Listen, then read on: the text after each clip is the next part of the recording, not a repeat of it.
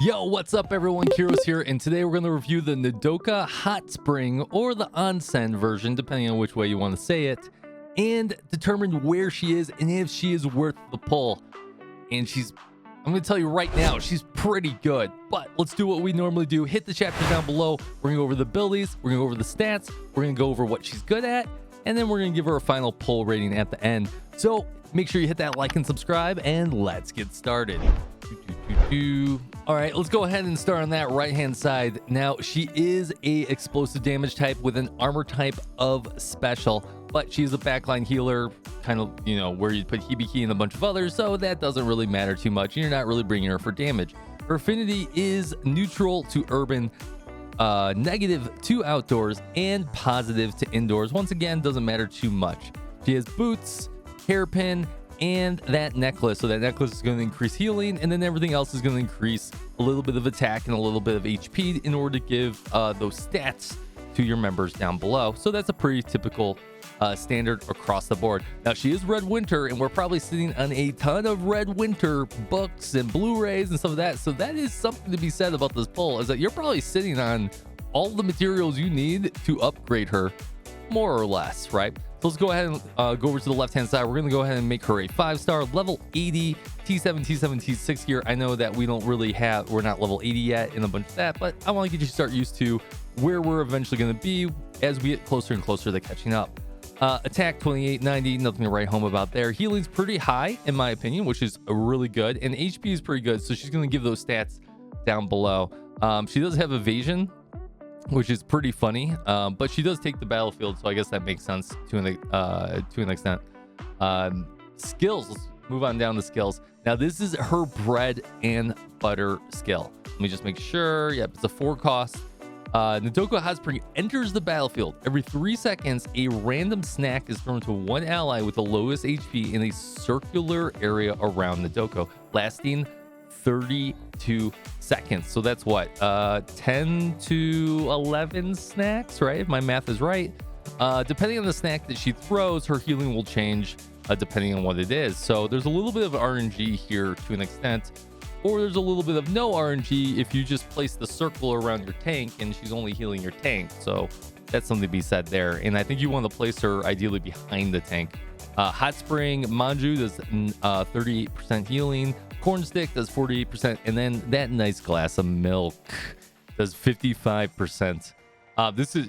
She's cracked for healing. Like, honestly, she is the Serena replacement. Sorry, Serena. To almost everything.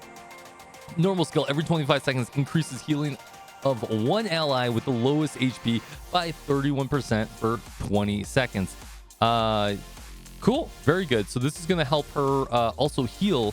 If you especially landed on that tank, right, it's going to help her heal that tank even harder. Increases healing for passive skill on top of that, so she has even more healing. Crazy, absolutely crazy. And it increases attack of all allies by 17%, so this is really good. So she has a great sub skill for times that you need to bring healing, but you also want to, where you can't maybe bring Kotama, right, or a few others.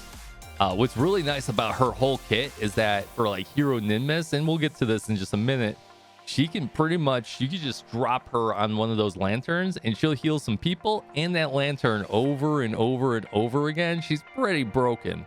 There's a few other fights that she's really good at. Once again, she is using that Red Winter. Depending on where your resources are for these other materials on top of that, like the lenses and the discs, that your situation may vary.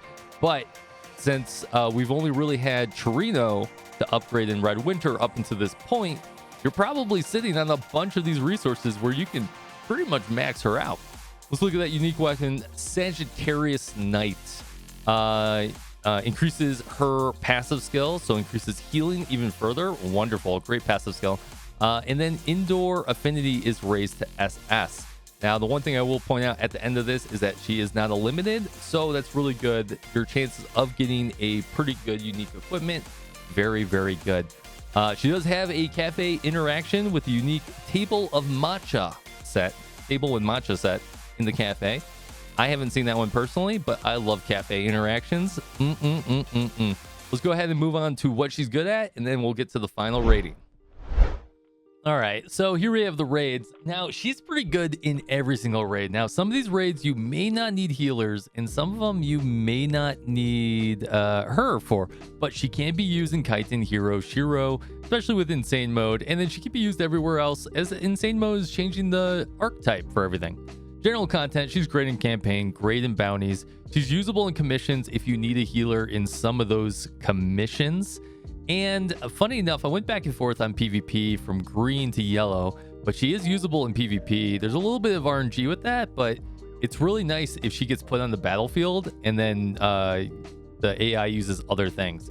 How I would build her would be EX skill to sub skill to normal to passive. An example would be 5, 7, 7, 10. On the left hand side, we do have her pros, which are amazing healer, attack buff sub, and kind of a set it and forget it. Now on the right side, she is a little niche, meaning that you're not going to bring her all the time, but that's kind of like every healer out there anyways. And then she is RNG, and that can end up hurting you or getting someone killed, but she's still a great healer. This one's a tough one for me for the final rating because we're in a very interesting spot in global, and depending on when you're watching this video, who knows, right? So her final pull rating is going to be a 4 out of 5, but I just want to lay some groundwork down, is that even though I'm giving her a 4 out of 5, it's mainly because she's really, really good. She's got a great live 2D. Her kit is really, really cracked. And then everything about her is very, very optimized. And it should be used in like almost everything. Yes. Anytime you need to bring a healer, she could be your #1 healer. Outside of Koharu, which is like your striker healer, right? So those two healers together are like the 2 best healers in the game now. But what I do want to point out is that we're still on the accelerated schedule. We do have 𝙀𝙑𝙀 coming, which you definitely want to pull for 𝙀𝙑𝙀. We have a ton of meta characters coming with the release of 𝙀𝙀, which is the new raid, and with Insane Mode coming out, a lot of things are starting to shift. So since she is not a limited, I'm not giving her a 4.5 or a 5 out of 5 because you can probably spook her. And do you need her for any of the stuff that we have right this second? Probably not. Will you need her? Yes, you'll probably need her. But do you need her right this second? No. But if you are a spender or anything like that, I would give her a shot and try and get some pulls in. Hope you guys enjoyed the review. That's all I got. I'll see you guys on the next video. Make sure you hit that like and subscribe, share it with your friends, help us reach out, go follow my Twitter, join us on Discord, yada, yada, yada, yada. And I'll see you guys next time. Fist bump from me to you.